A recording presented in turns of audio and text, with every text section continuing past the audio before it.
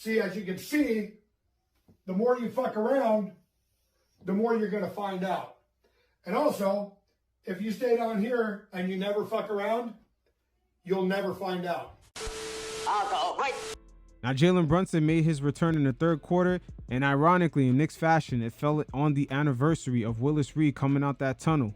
And just like in the first quarter, Jalen Brunson got right back to it, getting anywhere he wanted to in the paint, almost like a dominant power forward. Now, off this pick and roll right here, we're going to see Miles Turner play drop back coverage, while Tyrese Halliburton, he kind of stunts in a little bit around the high post. And Brunson, once again, him getting anywhere he wants in the paint. Look how he gathers the ball. It's almost like a shot right here. But in reality, it's really to create for Dante, as he got other guys going all night, and Dante was hot from the field in this third quarter. So right here, even on a sore right foot, Nembhard was no match for Jalen Brunson. He got anywhere he wanted to in the paint, almost like a dominant power forward, to the lengths of guys like Kevin Garnett, Chris Webber, Anthony Davis. I mean, it was on that type of level on a sore right foot. But right here, Jalen Brunson kind of rejects the screen. Tyrese Halliburton, once again, is always going to stunt. They got to send a double team at some point. And look at Brunson. No rim protection by the Pacers. They really have poor rim protection. One of the bottom teams in the league throughout the season on that. And just look at this finish. Brunson right here maneuvering through the many looks the Pacers are giving him. Right here, we see Obi kind of stunting a little bit, but not make that full commitment. See, Obi backing up. And Brunson right now has Nembhard right where he wants him, right in his spot. Kind of gives up his dribble. Once again, right here, pay attention to Hartenstein, as he's going to throw multiple screens. This is the beauty of just him getting right behind the defender. He could be right in sync with Brunson, as he's going to then adjust the screen to whatever side benefits Brunson.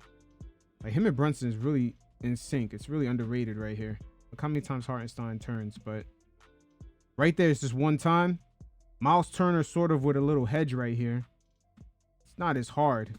And this is another credit from Brunson. Not only he's scoring at a high level on multiple areas of the court, but he's also doing this with minimal turnovers. And in a way, you could say the same thing about the Pacers. This is a low turnover team. Right here, he tries to thread the needle, and Halliburton gets the turnover. But as you can see, they're giving Brunson multiple looks. They either give him a soft hedge, or depending on the defender, sometimes they might go even harder. But at the end of the day, Nembhard, he cannot defend Brunson. Brunson's just getting anywhere in the paint and just scoring at a high level. But we got to give credit to Hartenstein. As New Yorkers, we love the little things, the little hustle plays, and Hartenstein is really in sync with Brunson on these screens. Really an underrated thing throughout this series. It could really go by unappreciated, but we got to give that man his flowers, because right now him and Brunson, it's undeniable. It's almost like watching Draymond and Steph in a way, or Jimmy Butler and Bam Adebayo in Miami. So again, the Pacers giving Brunson a lot of different looks. Look at Tyrese Halliburton. He does not want to get caught in the switch. Guy holds on to Brunson's shirt. But a nice little reset right here. As Halliburton does not want to smoke, he's going to call for the double team with TJ McConnell, the savvy vet. And they're going to blitz Brunson, but they're going to end up paying for this. And this is where Josh Hart and Dante DiVincenzo comes in. On these Brunson blitzes so far in this series, the Pacers have been paying for it. Now with the Pacers struggling defensively, now they got TJ McConnell on Brunson. Remember how I said Hartenstein being in sync with Brunson? As we're going to see right here, going to hit him with the backdoor. And Brunson still finishes in the paint over all these guys. Shepard, McConnell, Obi, Naismith, Nembhard. None of them could really protect the rim. Brunson really out here scoring in the paint like Amari Stoudemire. It seems like the 76ers series kind of gave the Knicks the proper calluses to capitalize at a high level, because they're no longer dealing with a big man that's just kind of blocking the rim in Embiid. So in the fourth quarter, Brunson continues to get different looks as Obi right here hedges, prevents him from making that turn. And right now, as you can see, Pascal Siakam helps out, making sure that Brunson does not have that attacking lane to close off. But Brunson still kind of gets off in the paint still. the Pacers, once again, is not a good rim protecting team. So the Pacers still not having an answer for Jalen Brunson in the perimeter. Now they're sticking their savvy vet, TJ McConnell, on Brunson. And watch right here how Brunson has a number of attacks. He nudges McConnell right off of him. And just him backpedaling like that, he's going to now use that momentum against him by just attacking. You see his momentum is going forward. Brunson really processes the game at a fast speed, man. He knows when he has the advantage. Now he has him on the back heel. And once again, the rim protection by the Pacers is almost non-existent. I mean, Brunson is not a dominant power forward. I mean, once again, look where he's at. He's in the paint. And he's just getting these shots off, finishing at a high clip. So as Jalen Brunson right here continues to just dump the whole arsenal of just counters and all kinds of attacks on this Pacers defense. As you see Hartenstein right here with a ghost screen. So he rolls. And part of Brunson cooking like this is really the execution of guys like Josh Hart and Donte DiVincenzo. Now Brunson gets a one-on-one mismatch right here with the young player and Shepherd. And with McConnell stunting in a little bit, Josh Hart right here is left for open shot, and it's all up to him to execute off of that. A few possessions later, the Pacers have no choice but to go back to Nembhard. They have no choice but to go back to him, knowing that this is a losing situation regardless. And we're going to see right here how Jalen Brunson, real surgical, just gets into the lane regardless, even off the hedge.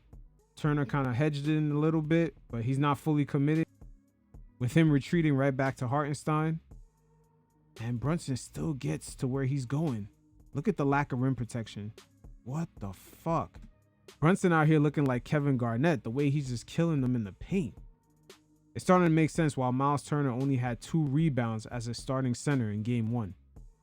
Okay, so a few possessions later, we see Brunson on the switch right here. Tyrese should pick up Brunson right away. Nembhard is completely caught right here. Gotta switch. But look at Tyrese slowly get back. Tyrese does not want that smoke. He's like, Brunson, you are not going to embarrass me. And Tyrese right here, he's stunting in quite a bit right here. He's stunting in, but he never fully commits. This is why I don't understand why the Pacers don't kind of throw random schemes at Brunson at this point. He's just cooking.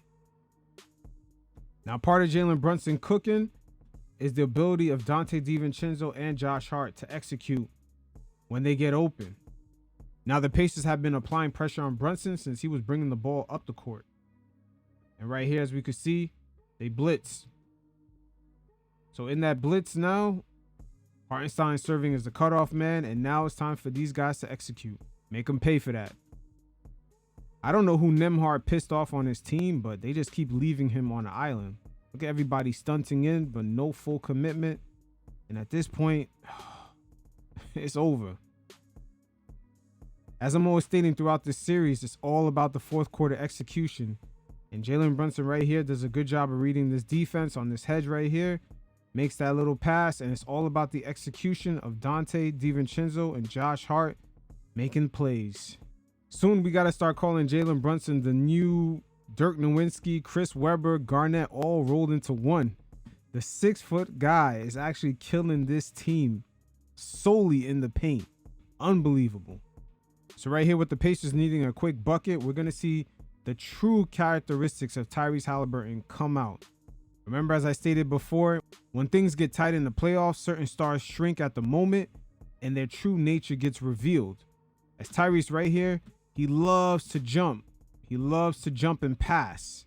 On this initial jump, he's not thinking about shooting it first. He's really thinking about passing it. But no matter how perfect he is when making that jump pass, sometimes you get stuck, as the 2 players beside him were not open and he had to force it up. Let's look at that again. Initially, he didn't have to give up his dribble. Look at that. He still had space to operate in. He didn't have to give it up. But that's the kind of player he is. Once the space gets real tight, 3 Knicks defenders beside him, it's a natural thing for Tyrese just to pick up the ball and jump in the air and try to twist and turn his body to find the open man. And he basically right here gets caught. See, double clutches. So in this game, with Brunson going down in the first and then OG leaving the game with the hamstring issue, this is definitely going to be a war of nutrition, as the Knicks had Donte DiVincenzo and Josh Hart play above 40 minutes for a second straight game. And it was good to see Precious getting 28 minutes and not only grabbing 3 offensive boards, but creating a nice defensive floor when it comes to dealing with Tyrese Halliburton in those pick and rolls. Halliburton hasn't shown the consistency of driving past Hartenstein at a decent rate, and the same thing will definitely apply to Precious. But as the Knicks' depth gets thinner and thinner, where guys keep going down with injuries, it's going to be interesting to see how guys get affected by playing all these minutes with this high-paced team, where every single night thus far in the series, both teams are scoring above 110 points. The Pacers bench unit continues to come through, as for a second game in a row, they put up over 46 points. But again, it didn't matter because of the lack of rim protection and the fact that the Knicks throughout the regular season, dealing with all those injuries, already have the calluses to play all those minutes. They sort of closed the gap in that fourth quarter with the offensive rebounding, and then you started to see the Knicks pull away in the scoreline. But the Knicks will continue to need contributions from everybody, sort of a well-balanced attacking approach, from the 8 assists we've seen from Hartenstein in this game to the 6 3-pointers Donte was able to knock down when the Pacers were blitzing Brunson. Donte DiVincenzo and Josh Hart's importance in this series, it can't even be measured. The Pacers alone are just struggling with Brunson around the perimeter. Now you add on top of that the other 2 guards making plays off their blitzes. It's not going to fare well for them. And Brunson is just way too smart of a player. The way he's breaking their defense down just on a tactical level, whether it's him getting to his spots, the pull-up threes, the ability to make the simple pass right off of penetration with limited turnovers to avoid any transitional points that the Pacers love to get. This is definitely still shaping up to be a war.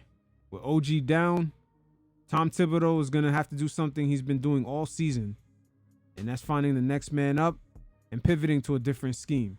So until next time, you fellas, stay safe. Peace.